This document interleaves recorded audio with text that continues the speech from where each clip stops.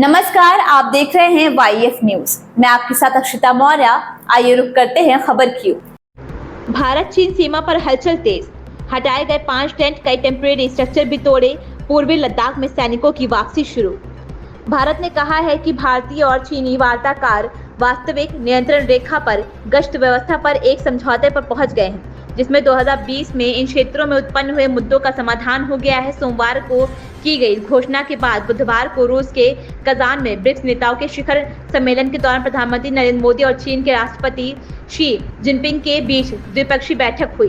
पूर्वी लद्दाख में दोनों देशों की सेनाओं के बीच गतिरोध को समाप्त करने के लिए भारत और चीन के बीच समझौते के कुछ दिनों बाद वास्तविक नियंत्रण रेखा पर 2 घर्षण बिंदुओं पर सैनिकों की वापसी की प्रक्रिया शुरू हो गई है।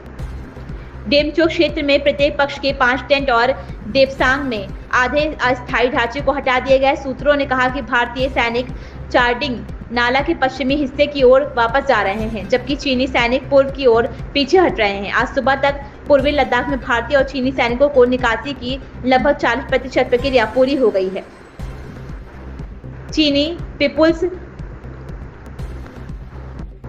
लिबरेशन आर्मी और भारतीय सेना की विंग अस्थायी इमारतों से हट गई है और ठिकानों को हटा दिया गया है। प्रधानमंत्री मोदी ने सीमा पर शांति और स्थिरता बनाए रखने के महत्व पर जोर देते हुए कहा कि आपसी विश्वास द्विपक्षीय संबंधों का आधार होना चाहिए। विदेश सचिव विक्रम मिश्री ने कहा, प्रधानमंत्री मोदी ने सीमा संबंधी मामलों पर मतभेदों को हमारी सीमा पर शांति और स्थिरता को भंग न करने देने के महत्व को रेखांकित किया। दोनों नेताओं ने कहा कि भारत चीन सीमा प्रश्न पर विशेष प्रतिनिधियों की सीमा प्रश्न के समाधान और सीमा क्षेत्रों में शांति और स्थिरता बनाए रखने में महत्वपूर्ण भूमिका है। इस खबर में बस इतना ही। बने रहिए वाईएफ न्यूज के साथ।